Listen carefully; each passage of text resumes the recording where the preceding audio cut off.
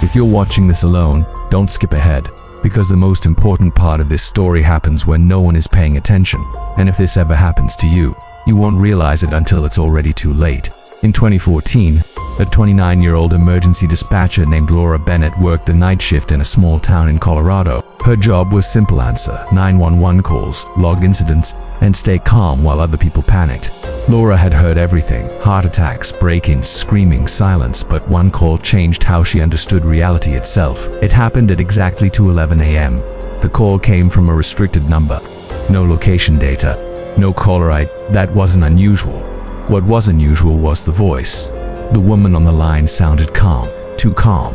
She said, "I need to report something strange. I think I'm watching myself." Laura asked for an address. The woman hesitated, then gave Laura's exact home address. Laura laughed nervously and assumed it was a prank, but then the caller described Laura's apartment in perfect detail: the chipped paint near the kitchen sink, the lamp that flickered when turned on, the jacket hanging on the back of the bedroom door. Laura hadn't mentioned any of this. Laura asked how the caller knew these things. The woman replied, "Because I'm standing outside your bedroom right now." Laura muted the line and checked the security camera feed she had installed months earlier. The hallway outside her apartment was empty. She unmuted the call and told the woman she was lying. The caller whispered, "You didn't check the right camera." Laura's stomach dropped. She had never told anyone about the old webcam inside her bedroom, an unplugged device she forgot to throw away. Slowly, she turned her head toward the dark corner of the room. The webcam's red light was on. Laura hung up immediately and called the police from her work phone. Officers arrived at her apartment within minutes. They found no sign of forced entry, no footprints, no devices transmitting. The webcam was warm, as if it had been used recently, but there was no footage stored. Police concluded it was stress or a prank using public records. Laura wanted to believe them, but the calls didn't stop. Over the next 3 weeks, Laura received 7 more calls, always between 2 o'clock and 2:20 a.m., always from restricted numbers, and always from the same calm female voice. The caller never threatened her, never screamed. She simply described things Laura hadn't done yet. One night the voice said, "You're about to spill coffee on your report."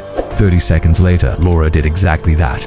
Another night the caller said, "Don't drive home the usual way tomorrow." Laura ignored the advice. The next day there was a fatal accident on her normal route at the exact time she would have passed through. Laura began recording the calls secretly. When she played them back later, something was wrong. The recordings didn't sound like phone calls. There was no static, no compression.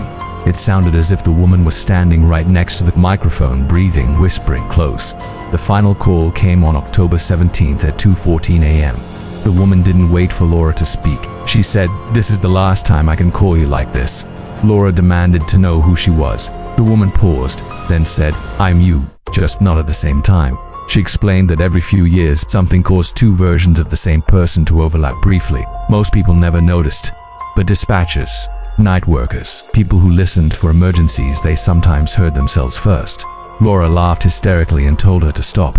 The woman sighed and said, "In 4 minutes, you're going to hear a sound behind you. You're going to turn around. Don't." Laura spun in her chair immediately. Nothing was there. No sound. The woman on the line went silent.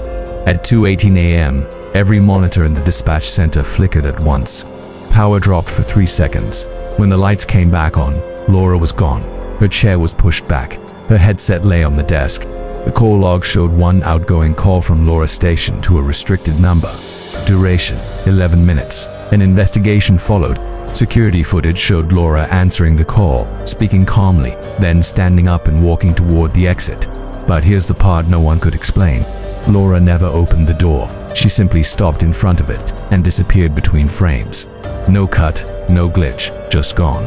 Months later, a new dispatcher was hired to replace Laura. On her first night shift, at 2:11 a.m., a restricted call came in.